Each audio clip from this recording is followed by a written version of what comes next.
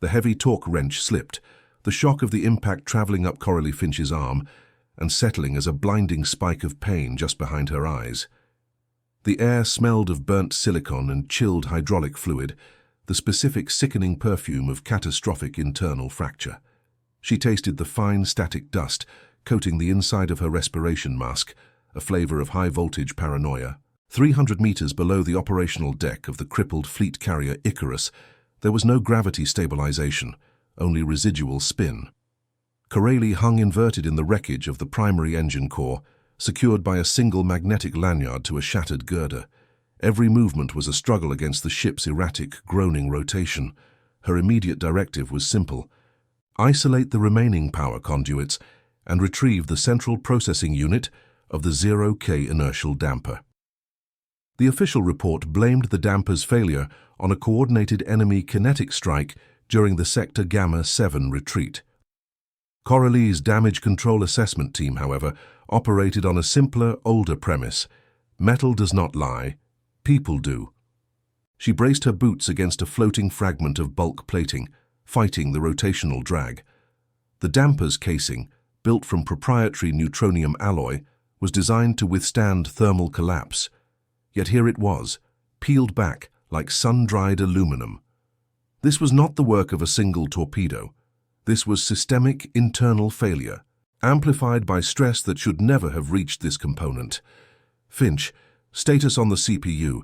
The voice of Colonel Rowan Fell crackled over her comms, a voice hardened by 57 years of institutional friction. Indexing now, Colonel. Access breach confirmed.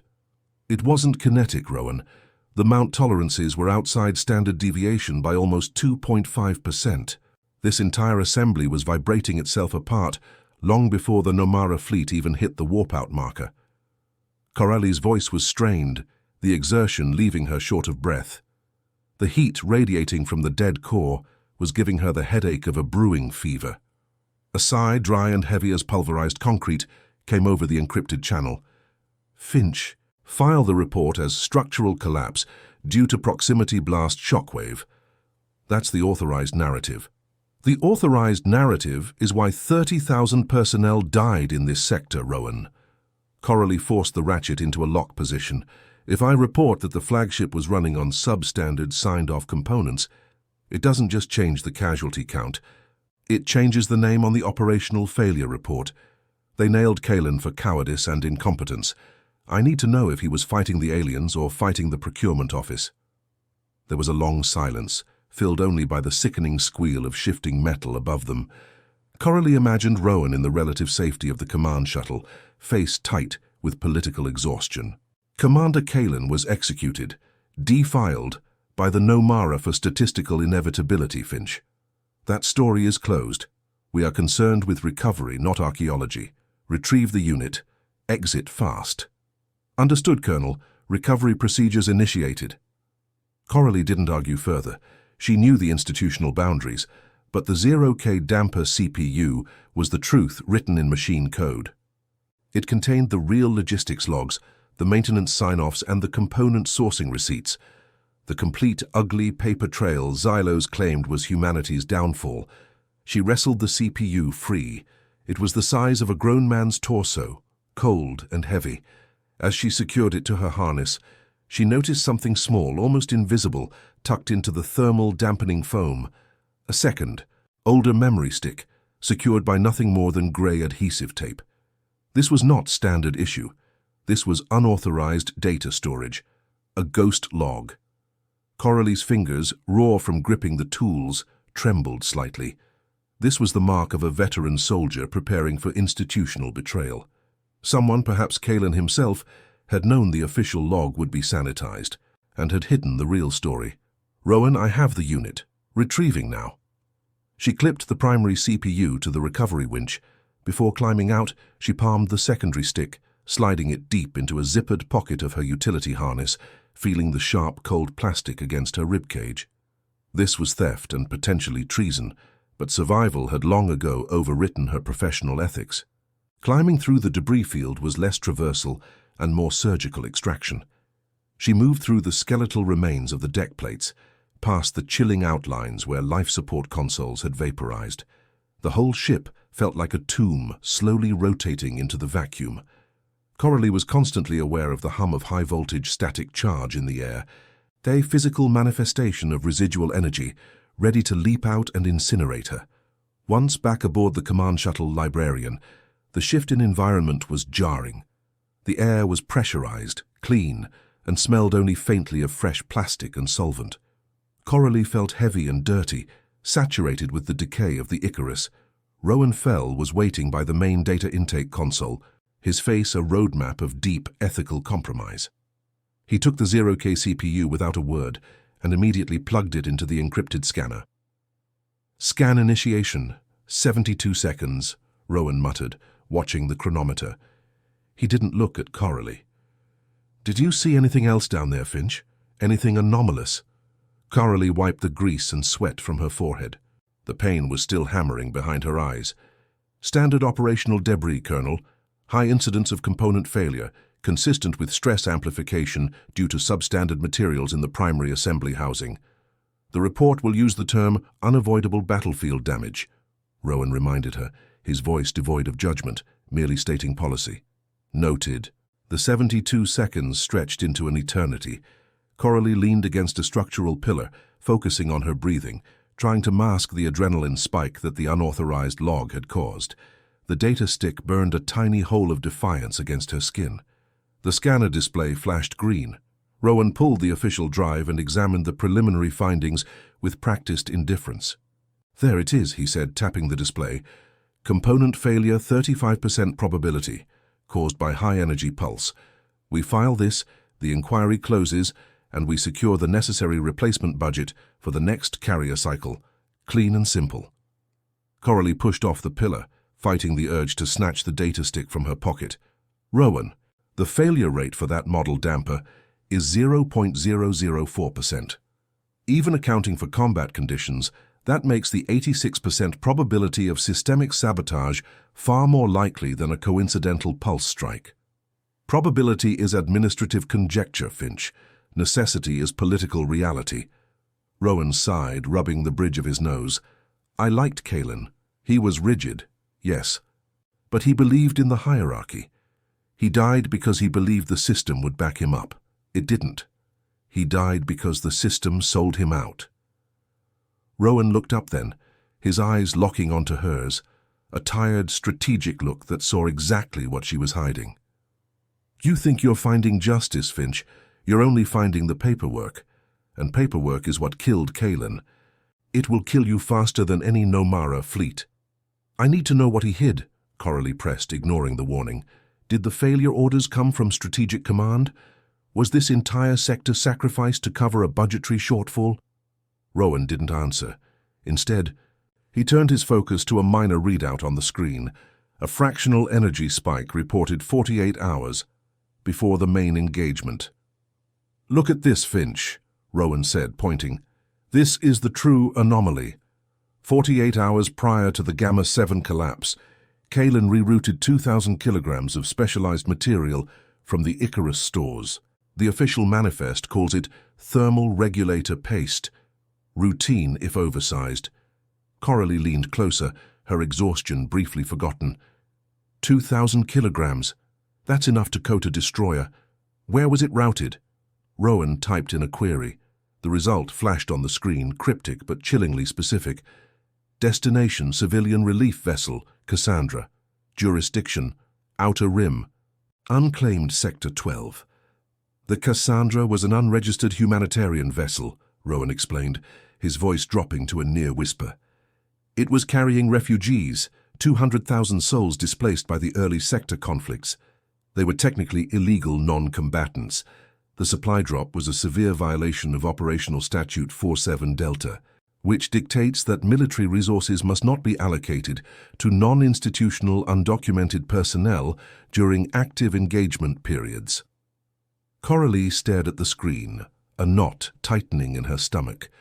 Kalen, the ultimate bureaucrat accused of inefficiency, had risked everything, his mission, his ship, and his career, to reroute critical military supplies to a civilian vessel that did not officially exist in the fleet logs.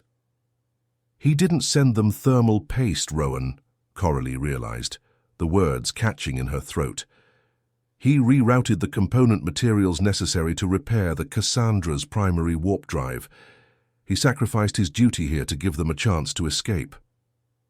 Rowan nodded slowly, the institutional exhaustion in his face giving way to a flicker of profound respect. Which is why, Finch, when the Icarus failed, Strategic Command ensured the only surviving logs pointed to Kalen's failure to maintain structural integrity, not his failure to uphold bureaucratic protocol.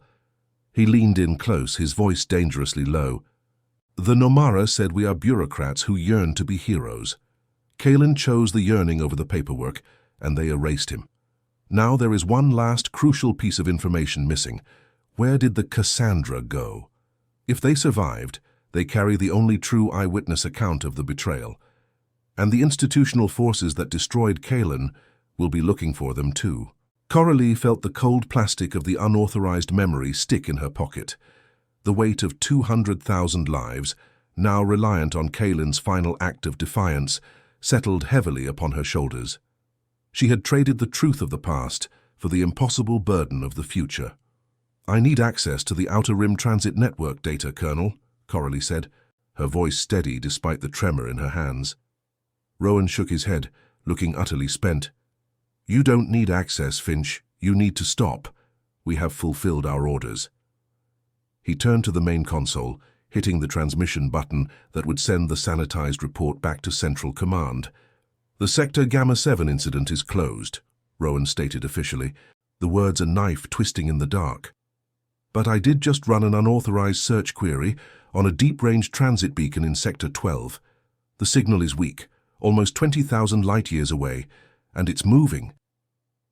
Rowan stared at Coralie, his expression daring her to make the next choice.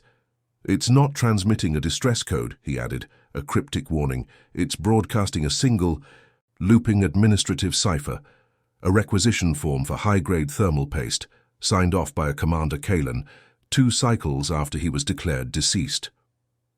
Coralie understood immediately.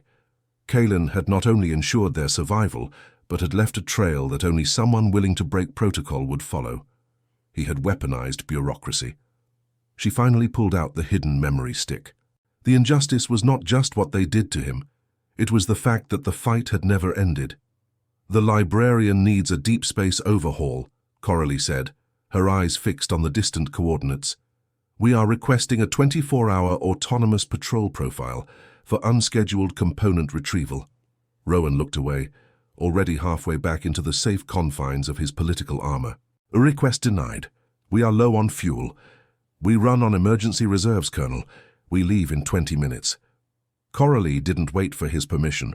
She was already moving to the flight deck, the taste of cold basalt and bureaucratic betrayal fueling her steps.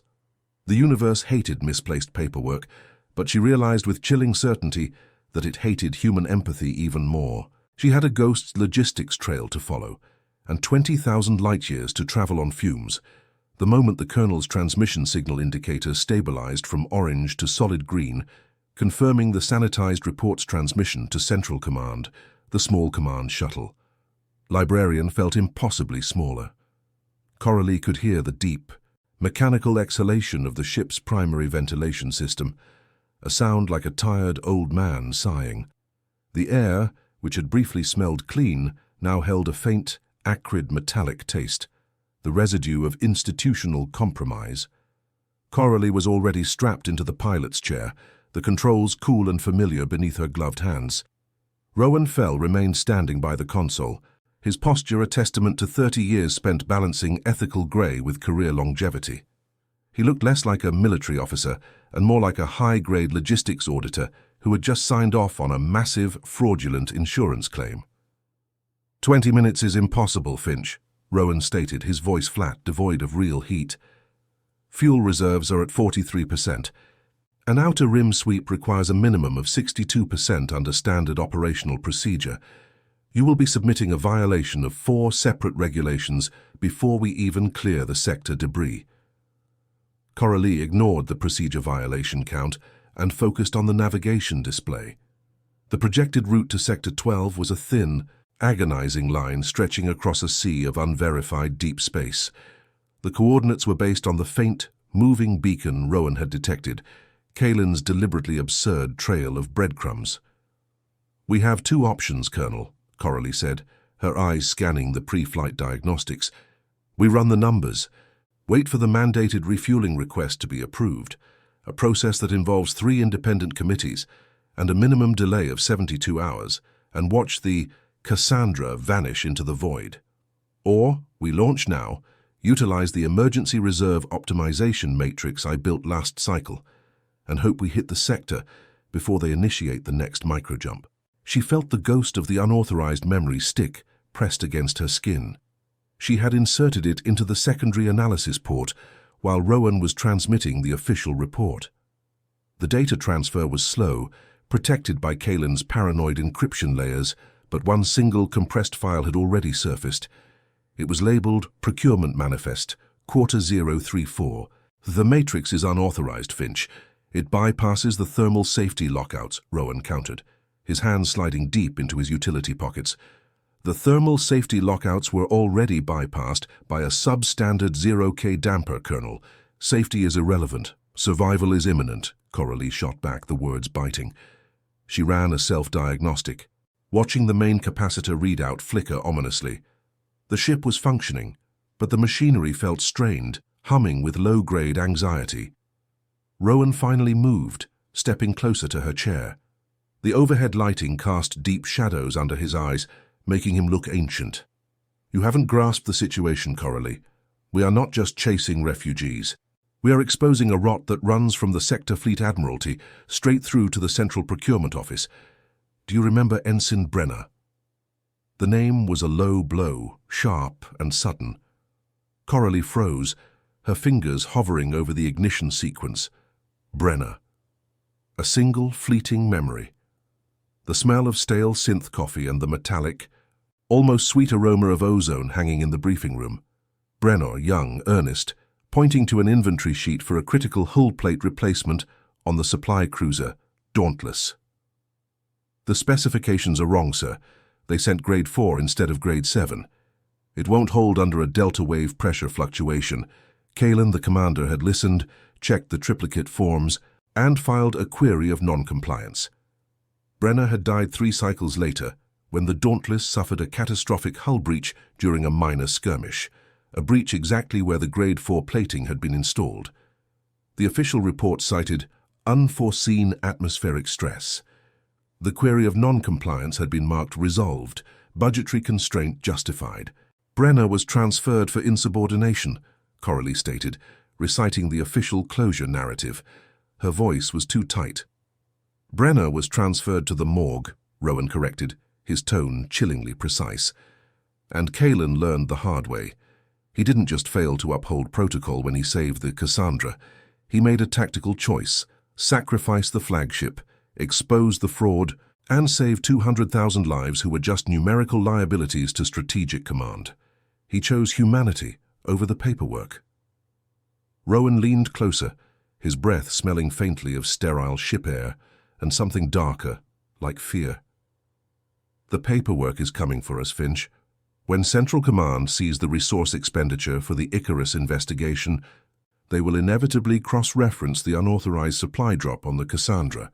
They are not hunting Kalen, they are hunting the breach in the ledger, and you are about to confirm that breach is 20,000 light-years away and moving." Coralie felt the cold truth sink in. They were not protagonists in a grand war narrative, they were data points refusing to be deleted. The Nomara aliens had seen humanity's fatal flaw, the dedication to the filing cabinet, and Central Command was proving them right. The institutional enemy was far more predictable and therefore more dangerous than any extraterrestrial threat. She hit the internal comms activation. "Engineering, prepare for non-standard decoupling sequence. Initiate Matrix Zeta 90 fuel optimization profile. Now." A short, unintelligible squawk came back from engineering, quickly followed by the strained voice of the chief technician. "Ma'am, that matrix is flagged for catastrophic failure probability. It's untested."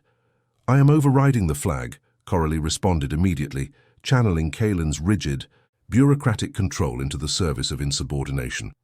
Log the override as Emergency Action Protocol 744, Subclause C, Preservation of Core Logistical Data, signed, Colonel Fell, Command Authority. Rowan stared at her, horrified at the sheer audacity of her institutional forgery. Finch, I did not sign that. You will authorize it retroactively, Colonel. Coralie cut him off, her gaze hard. You warned me about the paperwork. Now we use the paperwork as our weapon. A profound silence descended upon the flight deck, broken only by the increasing, high-pitched whine of the capacitor charge. The ship's interior lights began to flicker erratically, pulling energy from non-essential systems. The air grew perceptibly colder, the ship pulling its thermal shields inward to conserve power. Rowan sighed, the sound heavy with the weight of his career dissolving into dust. He looked at the deep space coordinates, then at Coralie, a flicker of something ancient and tired, replacing the institutional rigidity. The Nomara called Kalen a cosmic joke, Rowan muttered, half to himself. What do they call us, Finch? The footnote that ran away? We are the anomaly that refuses to be filed, Coralie replied, engaging the primary igniters.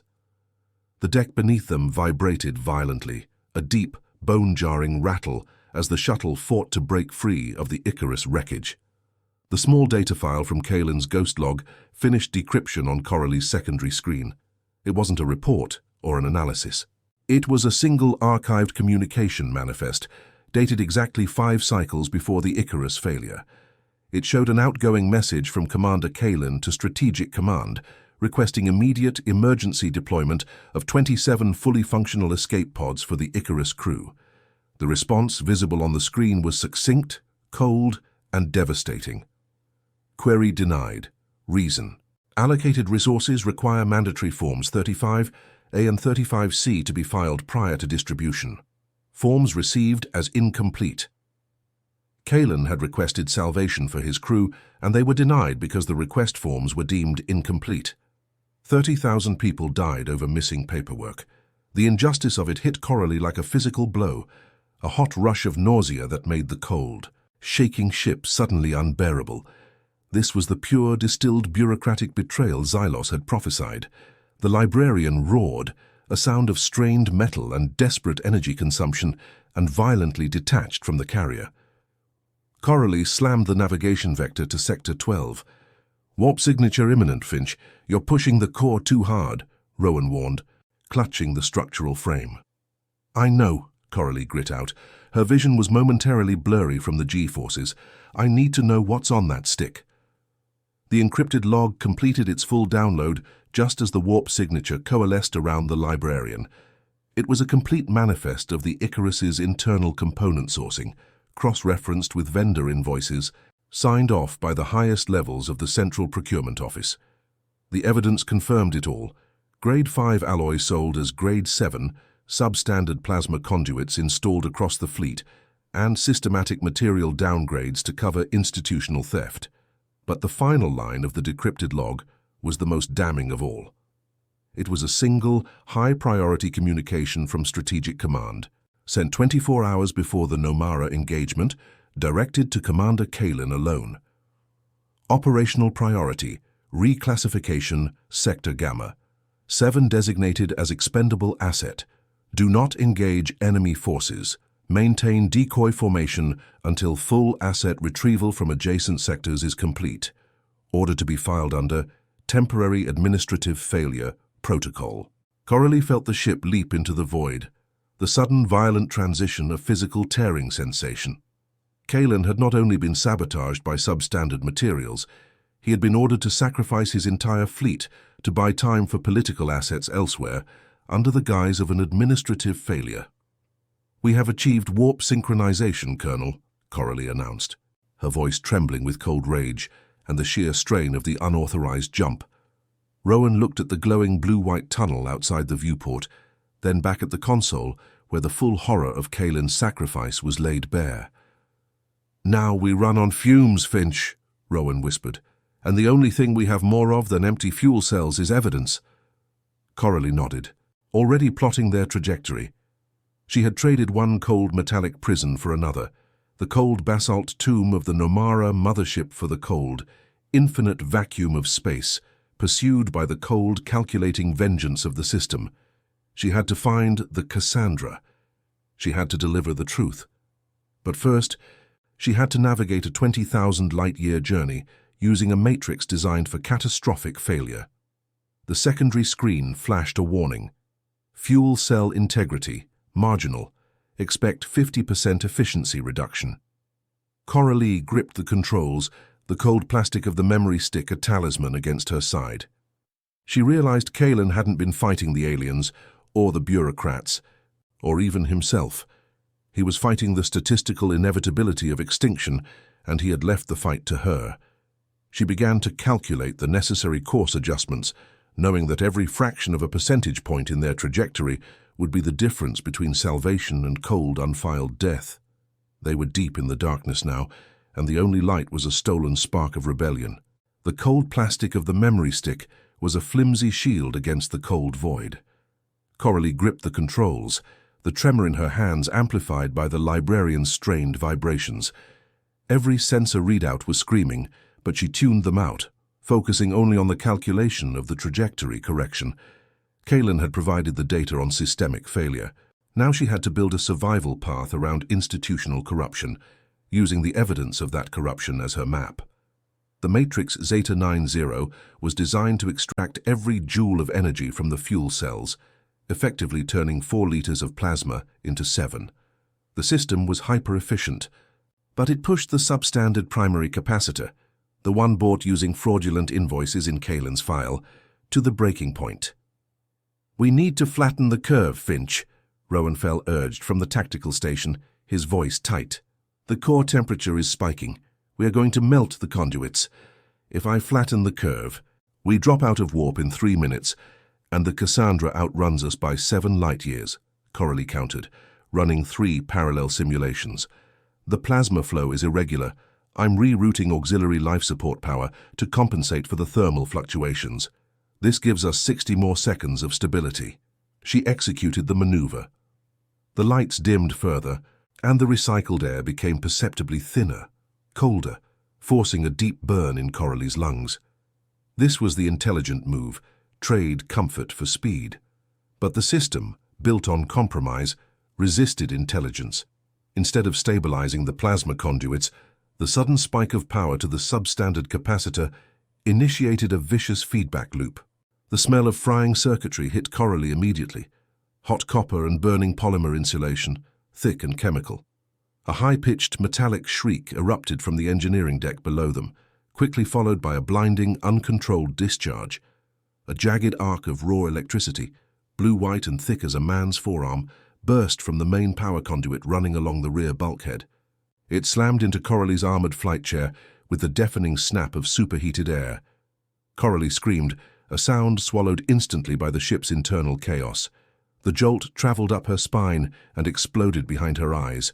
Her left arm, resting on the auxiliary controls, seized up, the muscles locking tight as bone. She slumped forward, momentarily blinded by the sheer sensory overload, tasting ozone and the bitter, sharp tang of blood drawn from biting her tongue. "Finch!" Rowan roared, scrambling forward. The autopilot, sensing the pilot's incapacitation, instantly initiated the emergency decoupling sequence. The warp field around the librarian shimmered violently, then collapsed with a sound like tearing silk. They were violently thrown back into real space. The transition was agonizingly rough, slamming Coralie deep into her harness. When her vision cleared, the stars outside the viewport were stationary, cold points of light. The ship was listing badly, tumbling slowly in the black void. Rowan was beside her, his hands ripping away the remains of the melted circuit panel near her chair. He grabbed the emergency med spray and hit the major nerve clusters in her neck and arm. The pain in her left arm receded instantly, replaced by a dull, paralyzing ache and the smell of sterile anesthetic. "You're burned. Severe localized thermal and electrical scarring left side," Rowan reported mechanically, his own hands shaking. "We failed the technical solution, Finch. The cheap components won." Coralie pushed herself upright, fighting the residual paralysis. Her left arm felt alien, heavy, and useless. The environmental controls registered the damage immediately. Hull integrity compromised. Atmosphere leakage in sector Gamma. Estimated time to critical pressure drop, 51 minutes. The failure was localized to the main power regulator. Coralie managed, her voice raw. It couldn't handle the surge. We need to install a new one or we'll never jump again. Rowan was already moving to the stern engineering locker, his movements jerky with urgency. And where do we find a non-substandard regulator 20,000 light-years from the nearest depot, Coralie? Kaelin's file may be accurate, but it won't power the ship. He yanked open the locker, scattering old tools and thermal wraps. He froze. Tucked deep inside the compartment, nestled in an old oil-stained cleaning rag, was a piece of equipment that looked impossibly out of place. A brand-new, high-grade plasma flow regulator, built from pure, uncompromised Grade 7 alloy. It was the quality Kaelin had requested and was denied. This, Rowan breathed, lifting the heavy component. This is exactly what we need. Kaelin stored it here. He must have requisitioned it under some obscure, non-transferable service order and never filed the use report. Another paperwork weapon. Coralie felt a surge of grim admiration for the dead commander. He had been planning this logistical rebellion for years. The anomaly that looks like a solution, Coralie noted, already accessing the engineering schematics. He didn't make it easy, Rowan. That regulator has to be installed manually in the secondary plasma junction. That junction is located inside the main drive cavity. Rowan looked at the schematics, then at the glowing, ominous yellow warning lights marking the core. The core is offline, but the residual radiation and heat levels in that cavity are lethal. We need a full pressure suit. The pressure suits are in sector Gamma, Coralie said, gesturing to the flashing atmosphere warning. That sector is venting to space. The suits are lost or frozen solid. A cold, heavy certainty settled between them. The technical failure had created the dilemma. They had the part needed for salvation, but the only way to install it was through a lethal exposure. Rowan looked at the regulator, then at Coralie's visibly spasming left hand. I'm going. I have 40 years of exposure already. A few more Roentgens won't kill my career twice. No, Colonel, Coralie stated, pushing herself out of the chair, ignoring the throbbing pain that was rapidly returning to her arm. You are the command authority. You are the only one who can authenticate the log we retrieved. If I die, you transmit the evidence. If you die, I become a traitor with a ghost story. I'm faster, and I still have one good arm. I can run the exchange in under 60 seconds. You prep the junction access on my mark. She stripped off her helmet and heavy flight jacket, preparing to enter the hostile environment, wearing only her thin undersuit. The air in the cockpit was already thick with the smell of sweat, ozone, and fear. This is not a suggestion, Finch. This is an order. I go, Rowan insisted, trying to block her path to the access hatch. Coralie met his gaze, the institutional hierarchy momentarily forgotten in the face of imminent death.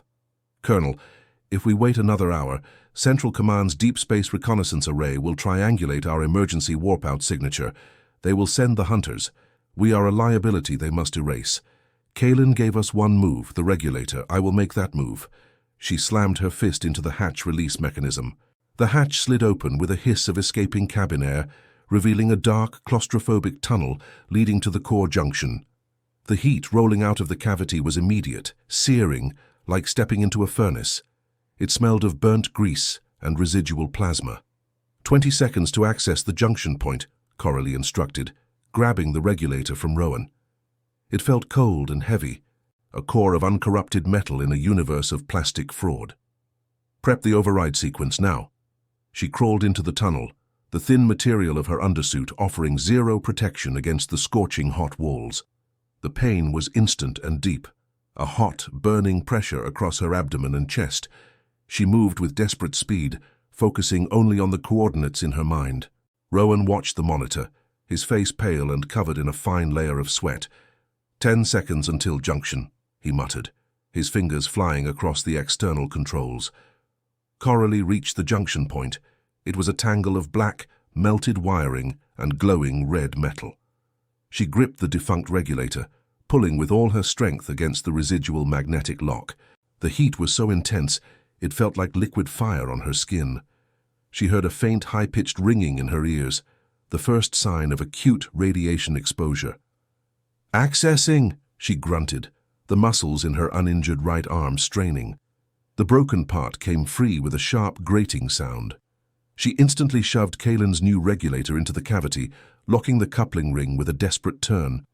"Engage the sequence, Rowan, now." A deep, satisfying thunk resonated through the metal as the new regulator locked into place. Coralie scrambled back immediately, the searing heat making her movements clumsy and panicked. Rowan slammed the external controls. A flicker of internal light appeared in the dark tunnel, signaling the regulator was drawing power and routing the plasma flow correctly. Coralie collapsed out of the tunnel, gasping, her undersuit smoking in several places. She slammed the hatch shut, the sound a final, definitive period on the ordeal. She lay on the deck, shaking uncontrollably, her skin blistering where it had touched the superheated metal. But the primary capacitor light was now solid green. The librarian had a chance. "Initiating warp synchronization sequence," Rowan announced, his voice regaining its professional cadence, even as he looked down at Coralie's raw red skin. The ship hummed, gaining stability. Coralie forced herself up to the pilot chair, the exhaustion overwhelming. She plotted the next jump vector, feeling the new heavy weight of the mission on her body. The regulator was installed, but the cost was paid. Just as the ship prepared for the violent lurch of the next jump, a new signal flashed across the external sensor array. It was high speed, highly encrypted, and closing fast. "Incoming transmission, high priority, Central Command origin," Rowan reported, his face grim.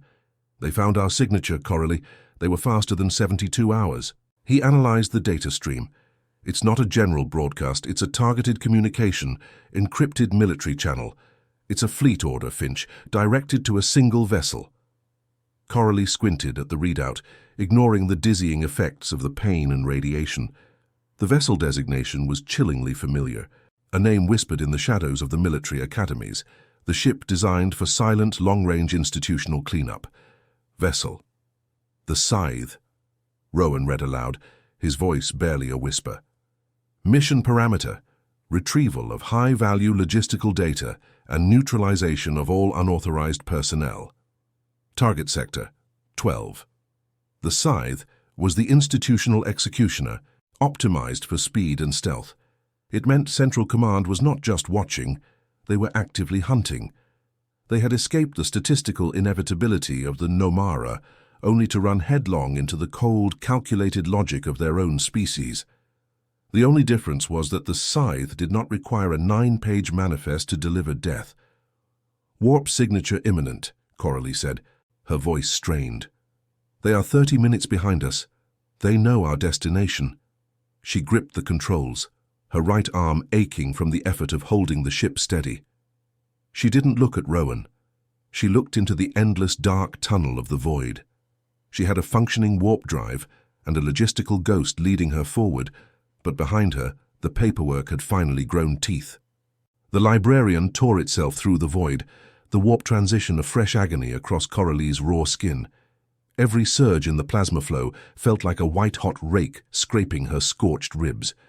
She was bolted back into the pilot seat, her right hand clamped to the controls, relying entirely on the residual painkillers that left her mind sharp but slightly detached from the physical reality of her ruined body. Rowan, silent and pale, was feeding emergency coolant into the reactor core, trying to regulate the brutal efficiency of Matrix Zeta 90. The air quality had degraded further. It was cold now, frigid, smelling strongly of ozone and the sickeningly sweet scent of burnt, healing flesh. The ship was quiet, save for the rhythmic, strained labor of the warp coils, a sound of machinery operating past its designed limit. 30 minutes until... "The Scythe intercepts our projected vector," Rowan reported, his voice low and tactical. He refused to look at Coralie's injuries, focusing instead on the holographic overlay that showed the hunters closing in. "They are running at 65% light speed, standard pursuit profile. They are not wasting energy. They are certain they will find us. They are certain because they believe we are following Kalen's trail," Coralie replied, her throat dry and rasping. She brought up the encrypted log from the ghost stick, ignoring the pain of maneuvering her left arm to support her weight. The deepest layer of Kalen's files was still locked, protected by a complex, multi-layered administrative cipher based on ancient pre-Federation auditing protocols. He didn't make the trail easy to follow, Colonel. He made it required reading. She began inputting the final string of authentication codes. They weren't passwords. They were a sequence of long-defunct logistical clearance numbers, referencing obsolete supply contracts from the Outer Rim defense years. Kalen had buried the ultimate truth under generations of pointless bureaucracy. Rowan watched the console, mesmerized. What sort of man spends his last days cataloging his own funeral arrangements? The kind of man who knew the only way to expose the fraud was to use the fraud against itself, Coralie muttered. The final layer of encryption dissolved with a soft electronic chime, too quiet for the gravity of the revelation. The screen didn't display a video or a confession. It presented a single, meticulously detailed document spanning 400 pages. The title alone froze Coralie's blood. Contingency Protocol 81A. Decommissioning of Redundant Assets. Sector Gamma 7. Coralie's eyes scanned the executive summary, the words hitting her with the force of an actual kinetic strike. It wasn't about incompetence or corruption for profit. It was far colder, far more cynical. "Rowan, look at this," Coralie whispered, pointing to Section 3, Asset Reallocation and Containment. The protocol detailed the systematic failure of the Icarus and the Gamma 7 fleet, not as an accident, but as an engineered policy. Central Command had assessed that Sector Gamma 7 was statistically indefensible against the advancing Nomara wave. Rather than committing valuable, high-grade resources to an inevitable loss, they initiated Protocol 81A. They intentionally starved the fleet of resources, using substandard components to ensure a rapid, cost-effective collapse, Rowan read, his voice growing thin, horrified. The sector was never meant to hold. It was designed to fail as a sacrificial speed bump. Worse, Coralie interrupted, scrolling to a graph detailing personnel valuation. The 200,000 refugees on the Cassandra were categorized as redundant civilian liabilities.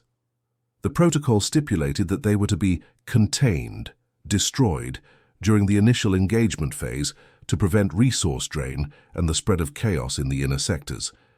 The systemic failure of the Icarus, the fleet's destruction, and Kalen's execution were merely footnotes in a massive, pre-approved institutional downsizing plan. Kalen hadn't been charged with cowardice. He had been charged with insubordination for violating Protocol 81A when he diverted supplies to save the refugees. He didn't just risk his career, he risked the entire policy, Rowan concluded, sinking into the command chair, looking utterly defeated. This isn't about paperwork. This is about triage. They decided 200,000 lives were expendable data points in a galactic balance sheet. Coralie felt the cold reality of Xylos's diagnosis crystallize. Humanity's ultimate goal was not transcendence, but perfect, cold, bureaucratic efficiency. "We have the ultimate evidence, Rowan," Coralie stated, her voice regaining its edge of tactical necessity. "This document proves that Strategic Command deliberately engineered the loss of 30,000 military lives and planned the extermination of 200,000 civilians for budgetary and containment purposes. This changes everything. This is treason on a civilization-wide scale." The screen flashed a proximity warning.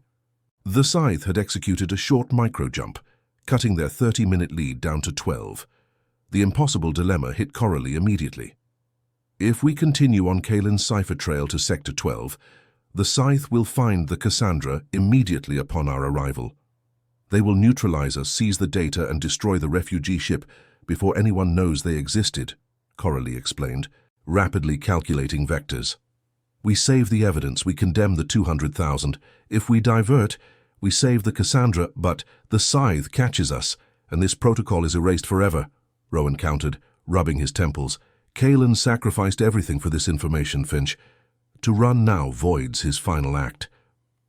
The silence was heavy, filled with the desperate, cold calculus of war. They were the keepers of a truth too large to carry, pursued by the very system they swore to protect. Coralie looked at the data. She saw Kalen's desperate final gambit, a ghost leading them to salvation. She realized the purpose of the paperwork. The bureaucracy was not the flaw, it was the weapon. We don't have to choose, Rowan. We use Kalen's method against the Scythe, Coralie decided. Her eyes locked on the projected path of the Cassandra. Kalen's beacon is a requisition form for thermal paste. It's an administrative lure.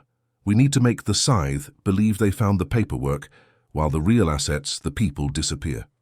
She accessed the external communications array, her injured arm protesting with every movement. We send the Cassandra a single high-priority encrypted sequence. It won't be a distress signal. It will be an order, a mandatory administrative transfer of jurisdiction to Sector 37, a quadrant entirely outside the documented Federation space, a place where the paperwork truly cannot reach. That sector is uncharted. It's a death sentence, Coralie, Rowan argued. They might survive the Scythe, but they'll starve or freeze in the void. They have the high-grade components Kalen rerouted. They have a functioning warp drive, and they have a chance to be unfiled, Coralie countered, typing the final instructions. Unfiled, undocumented, and therefore irrelevant to Protocol 81A. They cease to exist on the balance sheet. The transmission was instantaneous, wrapped in Kalen's complex cipher, to appear to the Cassandra's pilot like a mandatory, non-negotiable transfer order from Central Command. It was the ultimate weaponization of bureaucracy, using the fear of insubordination to enforce survival. With the Cassandra now directed to disappear, Coralie executed the second part of her plan, drawing the hunters. She rerouted the entire librarian power supply, including the non-essential life support, into the warp engine capacitor. The ship screamed in protest. "What are you doing? We'll be dead in the water," Rowan yelled. "We are faking a catastrophic asset failure," Coralie explained, gritting her teeth against the rising pain. "I am creating a burst signature large enough to look like the Cassandra, exploded under controlled demolition, a successful implementation of Protocol 81A. The ship's internal lights dimmed to near darkness. The cold became absolute, biting into the flesh beneath Coralie's ruined undersuit. She felt the ship shudder, building up immense destructive energy. Rowan watched the external sensor array. The Scythe was now just 5 minutes away. "They see the energy spike, Finch. They think they found their target," Rowan stated. Coralie hit the main discharge sequence. The librarian expelled a massive, non-directional energy pulse into the vacuum, designed to look precisely like a warp core implosion, complete with residual plasma contamination. The energy feedback was tremendous. The librarian was knocked violently sideways, tumbling out of warp synchronization. Every light in the cabin died simultaneously. Silence, absolute terrifying silence, broken only by the ragged sound of Coralie's breathing and the metallic clicking of cooling components. "Did it work?" Coralie asked, straining to see the dead sensor panel. Before Rowan could reply, the silence was shattered by a sound that vibrated through the hull like a tuning fork, striking solid iron. The sound of something impossibly fast, tearing the fabric of space-time nearby. A single, brilliant flicker of light ignited on the main viewport, not distant stars, but something closing fast. "No time for signatures, Coralie. They didn't slow down," Rowan reported, his voice high and strained, staring through the dark glass. "They didn't investigate the explosion. They saw the energy burst, assumed it was a controlled demolition, and fired a localized countercharge immediately. A blinding flare of concentrated kinetic energy, shaped like a spearhead of white-hot plasma, pierced the darkness just 2 kilometers from the librarian's hull. It wasn't a torpedo. It was a pure velocity strike designed for surgical erasure. The shockwave hit them instantly, throwing Coralie against her harness with bone-jarring force. The Scythe had anticipated the possibility of a decoy. They hadn't come to argue about paperwork. They had come to delete the entire sector with extreme prejudice. Rowan activated the auxiliary power on the sensor array. The Scythe's position flashed on the screen, not pursuing Kalen's original coordinates, but stationary, waiting. They were never looking for the Cassandra, Coralie, Rowan realized, his voice trembling with the final, cold horror of the truth. They were waiting for us. They knew Kalen's ghost trail was bait. They used the bureaucracy to force us to reveal ourselves. The main screen flickered back to life, displaying a single chilling message from the Scythe, encrypted but easily readable, broadcast directly onto their internal frequency. Mission parameter adjustment. Unauthorized logistical data retrieved. Preparing final decommissioning of asset librarian. A faint but distinct red glow appeared on the horizon, the unmistakable charging signature of a major energy weapon locking onto their position. They had saved the refugees, but in doing so, they had delivered themselves, and Kalen's final evidence, directly into the hands of the institutional executioner. They had run 20,000 light-years on fumes, only to find that the paperwork had not only grown teeth, it had acquired a massive cannon. The air was now thick with ozone, and the immediate terrifying reality of defeat. The charging signature of the Scythe's weapon system, a deep, ruby-red glow expanding slowly on the main viewport, was not merely a threat. It was the institutional verdict rendered in pure, destructive energy. It pulsed, a heavy, hypnotic beat, filling the command deck with a low-frequency hum that vibrated deep in Coralie's chest, matching the frantic rhythm of her heart. The earlier kinetic strike had ripped through their primary navigation array and the main environmental control conduit. The librarian was tumbling silently, a useless husk floating in the dark. The cold that had been an inconvenience now became a predatory enemy, the temperature dropping rapidly toward freezing point. Rowan was still clutching the auxiliary console, staring at the screen where the execution order from the Scythe mocked them. His face, etched with exhaustion and the shock of betrayal, suddenly crumpled. "They used Kalen's methodology against us," Rowan whispered, the realization pulling the last vestiges of strength from him. "They anticipated the decoy. They knew we would choose the lives over the ledger. They knew the only way to lure us was to let us think we won the bureaucratic fight." He didn't move as the red glow intensified, nearing peak charge. His eyes were wide, fixed on a point beyond the viewport. "They win, Coralie, they always win," Rowan said, his voice completely hollowed out. "I should have stayed put and filed the damage report correctly. At least then it would have been quick and clean. Now we die for insubordination, and the evidence dies with us." The red glow flared. The weight of the weapon's charge felt physically oppressive. "Brace," Coralie commanded, but the word was thin, wasted. There was nothing left to brace against. The shockwave of the previous near miss had shattered her control panel. She was secured to the chair by frayed straps and sheer willpower. The energy beam hit. It was not an explosion, but a massive, sustained pressure, a white-hot, silent column of destruction that enveloped the librarian's hull. The ship did not tear apart. It compressed. Metal groaned in a pitch Coralie had never heard, a deep, sickening sound that signaled complete structural collapse. The impact was not instantaneous death, but an agonizing, prolonged squeeze, forcing the life out of the small vessel. The command deck lights shattered, raining plastic and glass fragments. The auxiliary life support coughed its last, giving way to a frantic mechanical wheeze as the air pressure plummeted. Coralie felt the capillaries bursting in her eyes and lungs, the pain of her burns amplified 100-fold by the sudden pressure differential. She heard a terrible, wet sound beside her, followed by a limp weight settling against her shoulder. When the white light receded and the air thinned to a toxic near vacuum, Coralie fought the urge to pass out. She was hanging half out of her harness, gasping thin, frozen air. Rowan Fell was dead. The kinetic energy had focused on the tactical station, crushing the structural beam directly behind him. He wasn't vaporized. He was simply compressed into his seat, his uniform smoking, his neck broken instantly. The look of final, desolate defeat was still frozen on his face. He had died exactly as he lived, caught between institutional forces too large for him to handle. Coralie hung there, the deep, pervasive silence of space finally settling inside the hull. She was alone in the freezing, ruined heart of a dead ship, 20,000 light-years from help, with the executioner waiting patiently 2 kilometers away. The air supply warning, now just a flickering red icon on the shattered main screen, gave her 3 minutes of consciousness. After that, the vacuum would take her. The Scythe had not bothered to fire a second time. They knew the job was done. They were simply waiting for the librarian's wreckage to cool down sufficiently to retrieve the high-value logistical data, Kalen's ghost stick, which held the 400 pages of Protocol 81A. Coralie's body felt like lead. Every centimeter of her scorched skin throbbed with agony, a monstrous, paralyzing weight. Her vision tunneled.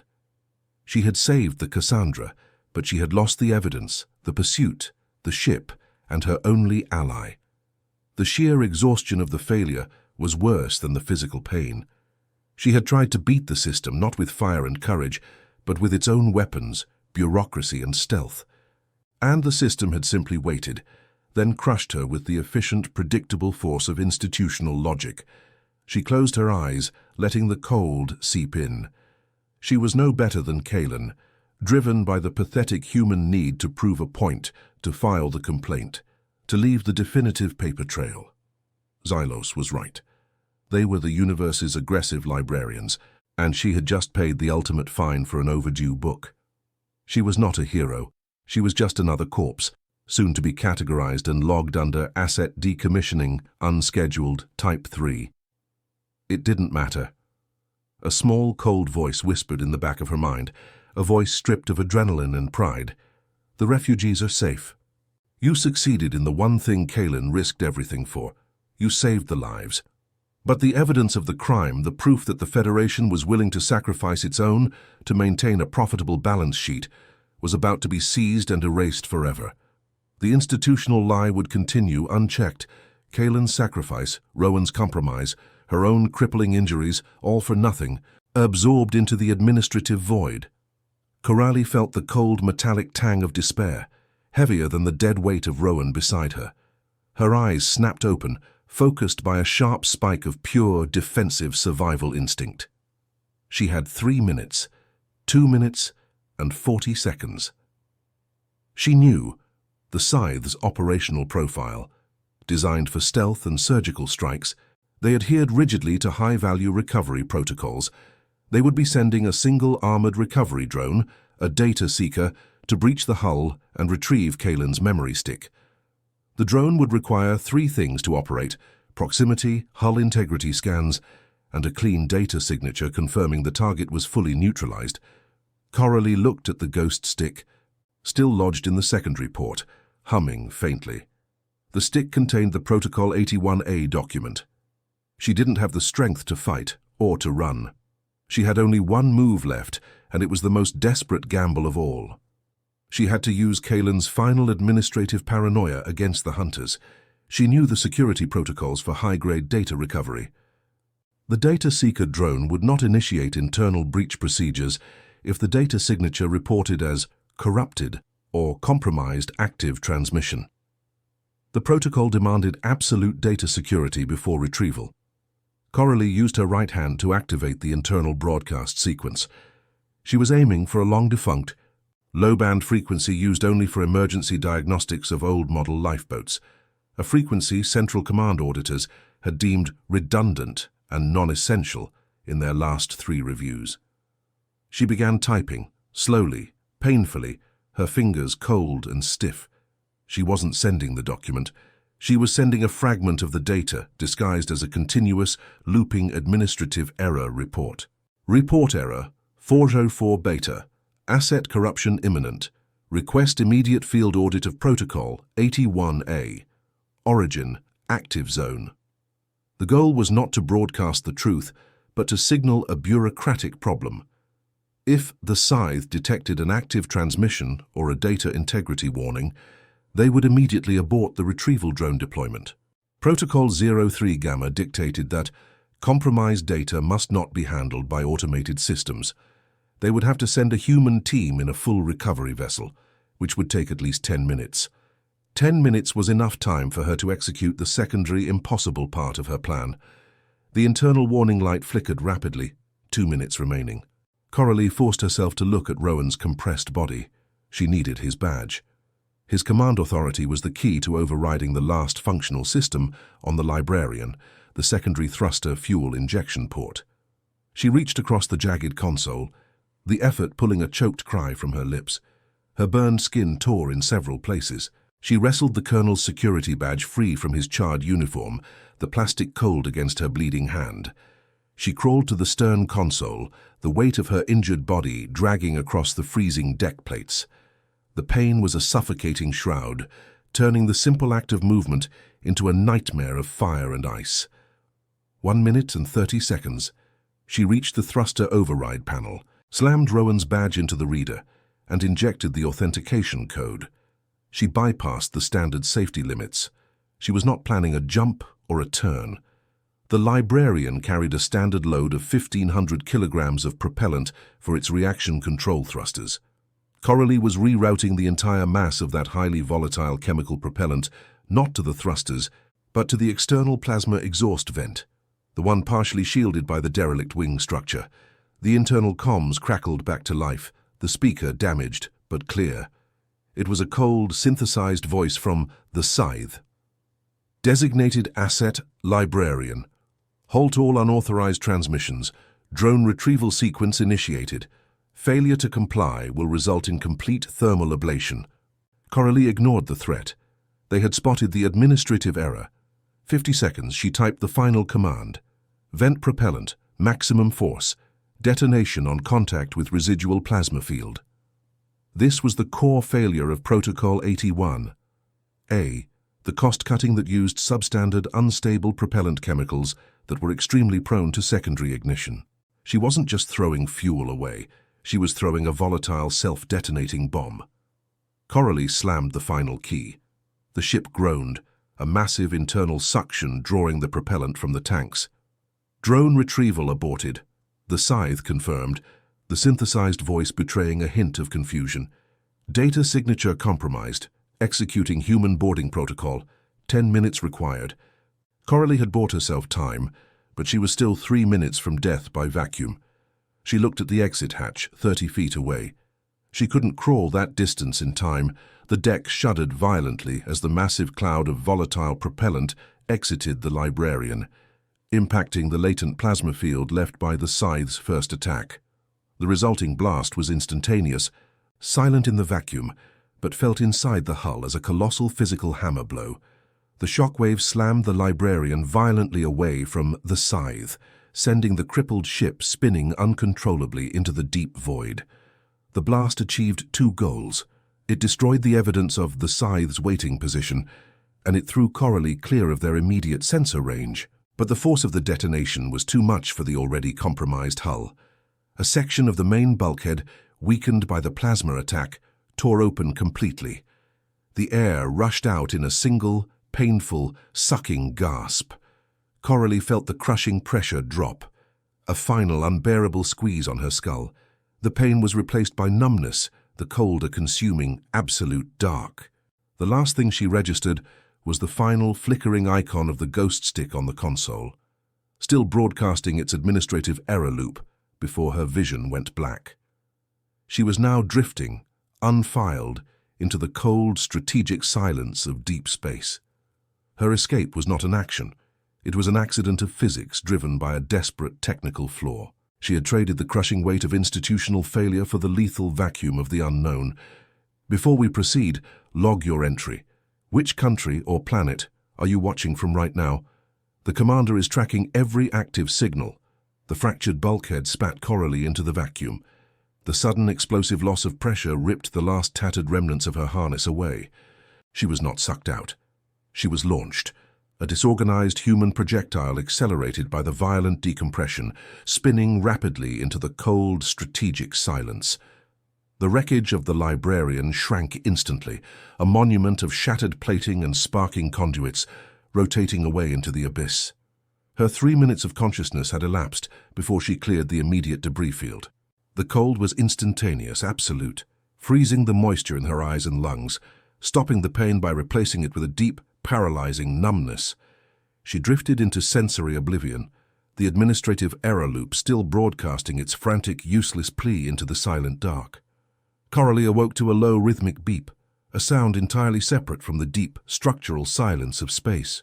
It was not the sound of life, but the mechanical desperation of an obsolete system. Her emergency biosuit had automatically inflated. This was the result of Kaelin's bureaucratic fanaticism. the cheap, secondary pressure system he had mandated across the fleet, despite Central Command classifying it as redundant and non-cost-effective in 3 separate annual reviews. It provided minimal pressure and less than 9 minutes of filtered air supply. She was alive not by courage, but by the accidental grace of mandated excessive contingency planning. She fought the residual rotation, firing a short burst from her emergency maneuvering jet, a hiss of frozen oxygen that tasted like bitter metal and fear. Her vision, slowly clearing, revealed the horrifying scope of her tactical victory. The librarian was 2,100 meters distant, a mangled husk rotating slowly. The scythe was gone. The enemy had not been destroyed. They had been temporarily deterred. Her gamble on the volatile substandard propellant, Protocol 81A's cost-cutting flaw, had worked. The scythe had identified the massive chemical cloud as a primary detonation hazard. Protocol 09 Alpha dictated that a high-value asset, such as Kalen's ghost stick, could not be retrieved if the risk of secondary, unscheduled detonation exceeded 75% probability. The bureaucracy of risk assessment had saved her from the bureaucracy of execution. She had leveraged their adherence to procedure against their objective. A burning cold intensified against her chest. Kalen's ghost stick, the small data drive, was still secured in her pocket, its mass a terrifying anchor. The stick itself was now radiating a faint, erratic heat, a disastrous sign. The data storage matrix was failing, a casualty of the massive energy spike that ripped the hull open. The 400 pages of evidence, the truth of institutional betrayal, were degrading. Coralie forced herself to stabilize her orientation. Her left arm was useless, the bone visibly fragmented beneath the thick thermal material of the suit. Her suit seal was weeping thin, freezing air near her abdomen, demanding constant, painful manual pressure to slow the leakage rate. She had perhaps 3 full minutes of maneuvering gas left. She was isolated, critically wounded, and adrift in a system 20,000 light-years from the nearest friendly jurisdiction. Her victory was merely the purchase of a brief, brutal delay. She scanned the wreckage of the librarian. It was useless for travel, but it held one final possibility, the emergency lifeboat module. It was designed for short-range atmospheric insertion and short-term survival, not interstellar traversal, but it was pressurized and sealed. It was her only chance to survive the next 12 hours. The problem was the distance, 2,100 meters. She initiated a slow trajectory burn toward the wreckage, the effort turning her abdomen wound into a blinding, suffocating agony. The exertion accelerated her dwindling air supply. She had traded the organized efficiency of immediate death for the prolonged, uncertain collapse of slow attrition. She was not moving fast enough. The residual rotation of the librarian was carrying it slowly, inexorably, out of her reach. 3 minutes of gas, 7 minutes of air. She calculated the vector, a purely technical problem separated entirely from emotion. She had to conserve the maneuvering gas for the final intercept and docking maneuver. She looked at the ghost stick. It was failing. Even if she reached the lifeboat, the data would degrade before she could find a sufficiently powerful transmitter to send 400 pages of logs across that distance. The evidence had to be broadcast now, before the cold silence claimed the memory. She needed to upgrade the bureaucratic error from a warning to a full-scale institutional crisis. Coralie reached for the wrist-mounted sensor array, the one system Central Command had failed to properly audit because it was deemed low-priority communications equipment. She bypassed the encryption layers, ignoring the shrieking pain from her left arm as she manipulated the controls with her right hand. She didn't need to transmit the full data. She only needed to send the most corrosive single line of Kalen's ghost log. She targeted a high-traffic, low-security relay used by the Federation's planetary stock exchange, a system designed for high volume, zero latency, and absolutely fanatical devotion to integrity. She chose the one data point that would trigger maximum administrative panic. She typed the final sequence. A simple line lifted directly from Protocol 81A, the procurement code for the volatile propellant, cross-referenced with the internal audit failure flag. Transmitting. Asset, Icarus. Component failure code R77 Delta, propellant subgrade acquisition. Status: confirmed by internal audit log. Risk metric: 100%. This was not a distress call. It was a financial audit notification. It was the absolute catastrophic failure of the supply chain exposed in plain text. The wrist array flashed bright green, then violently died, vaporized by the power surge. The signal was sent. A single line of text detailing catastrophic profitable fraud was now ricocheting across the Federation's most sensitive network, the money markets. Coralie had gambled that the Federation cared more about their stock valuation than they did about the fate of one small refugee vessel or one injured officer. She had just weaponized the very engine of their destruction. The blast of the transmission pushed her slightly off course. She had used up 50% of her remaining air in the final, agonizing push. She was now drifting toward the wreckage at a precarious angle. She looked ahead, toward the dim outline of the Librarian. The lifeboat module was visible, a small sealed cylinder attached to the starboard wing. It was functional, but 2,100 meters away the lifeboat was still rotating. The hull breach had destabilized the ship's rotation, turning the vessel into a massive, slow-motion centrifuge.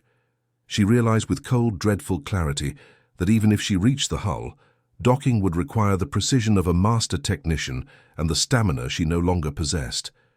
She was approaching a colossal, spinning tomb. She fired the maneuvering jet again, a short, desperate burst to correct her approach angle. The air warning flickered red, dangerously rapid now. The silence was broken only by the thin, mechanical wheeze of her damaged suit. She was not a hero making a final charge. She was a systems analyst, racing against a rapidly depreciating schedule, trying to execute a difficult docking procedure before her life support expired. The ultimate battle was not against the ancient alien warrior, but against physics, bureaucracy, and the dwindling minutes on the clock. The Librarian loomed, vast and cold, accelerating its rotation just as she closed the final 1,000 meters. She had to survive the spin, or she would be thrown back out into the void, the truth broadcast, but herself lost forever, unfiled and forgotten. The final firing sequence was not a triumph of engineering, but a spasm of desperation. Coralie discharged the last vestiges of maneuvering gas in a single sustained shuddering burst. It wasn't aimed at the lifeboat itself, but slightly ahead of it, compensating for the brutal, destabilized rotation of the Librarian. She used the wreckage not as a fixed target, but as a monstrous slow-motion slingshot. She struck the hull plating hard, the impact jolting through her broken left arm like a high-voltage spike, pulling a choked scream from her damaged lungs.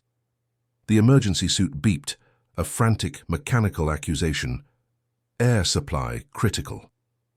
She was pinned by centrifugal force against the cold, dead metal of the hull, just meters from the lifeboat hatch. The rotation was trying to peel her away and send her drifting back into the dark. Coralie ignored the pain, focusing only on the technical necessity of the moment.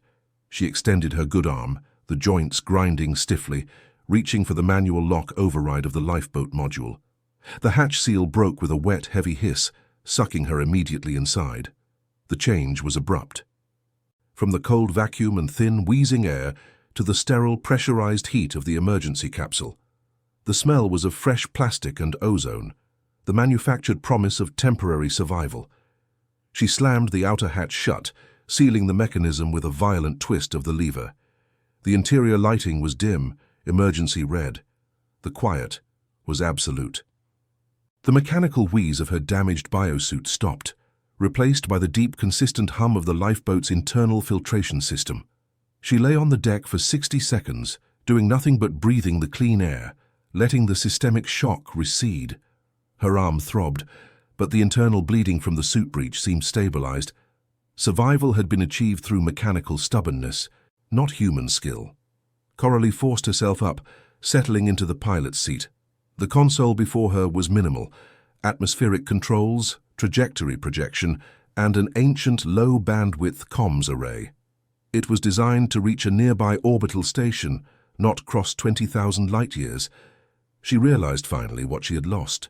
Not the battle, that was a draw purchased through collateral damage, but the proof. She reached into her pocket and pulled out Kalen's ghost stick.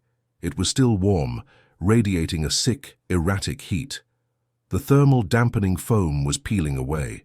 She tried to insert it into the lifeboat's data port. Nothing. The catastrophic energy spike had fried the memory core. The 400 pages of certified corruption, the systemic documentation of the betrayal, was reduced to inert plastic slag. The financial broadcast, the single line of audit failure, was all that survived. The Federation was currently convulsing over a stock market collapse, not a massacre.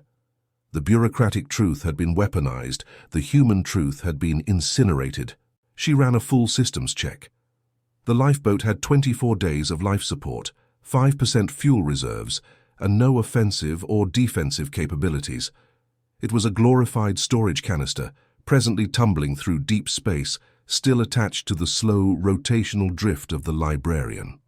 Coralie found Colonel Fell's body secured to a structural support beam just behind the main seat, where he had been flung during the initial breach. He was still wearing his diplomatic uniform. His eyes were open, fixed on a point far beyond the metallic confines of the lifeboat. There was no visible external trauma, only the internal rupture caused by the uncontrolled G-forces. Coralie detached him and laid him gently on the deck, covering his face with a thermal blanket. He had died upholding his institutional duty, even in his final act of calculated defiance, giving her the coordinates, denying the request, and dying alone in the dark. He would be listed as lost in transit, presumed dead in the line of duty. The sanitized paperwork had won the final round. Coralie looked at the navigation screen. The coordinates for unclaimed Sector 12 were still loaded, the phantom trail of the refugee ship, Cassandra, 20,000 light-years away, now likely under intense institutional scrutiny. She had 3 choices. 1, stay put and wait for a recovery patrol, accepting immediate arrest and permanent institutional erasure for treason and fraud. 2, attempt a perilous, multi-decade course back to the core worlds on 5% fuel. Or 3, use the minimal thrust to detach from the librarian and follow the ghost ship into the unknown. She chose the third. She activated the severance clamps, the sound a dull, deep clunk that resonated through the hull. The lifeboat drifted free from the dead carrier. The silence was vast, tangible pressure pressing against the hull. The carrier, the symbol of command, now rotated lazily, an aimless piece of debris. The tactical victory felt hollow, sterile. She was a refugee in a technological life raft, a fugitive armed with nothing but the knowledge of an unforgivable lie and a single dead memory stick. Coralie initiated the low-power trajectory burn, setting the autopilot for a 2-week drift toward the fringe of the sector, hoping to catch a gravitational slingshot off an unmapped rogue planet. The journey to the Cassandra would take years, not months. The exhaustion finally settled, a deep, muscular weariness that felt older than her 30 years. She looked down at her right hand, the one that had manipulated the wrench on the Icarus primary core, that had transmitted the fatal audit alert, and that now rested against the cold, smooth metal of the lifeboat console. The air inside the lifeboat was clean, filtered, and free of the sickening perfume of catastrophic internal fracture. There was no burnt silicon, no chilled hydraulic fluid, but the fine, static dust, the flavor of high-voltage paranoia, that clung to her suit deep in the fabric was still there. It tasted like failure, survival, and the inescapable truth that humanity, given the choice between true justice and profitable betrayal, would always choose the spreadsheet. Coralie Finch looked out at the impenetrable blackness of the void, her destination an improbable cipher, her past a financial disaster she had personally engineered. She accepted the long, quiet drift. The war had ended not with a bang, but with a market correction.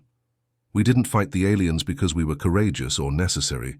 We fought them because they disrupted the supply chain.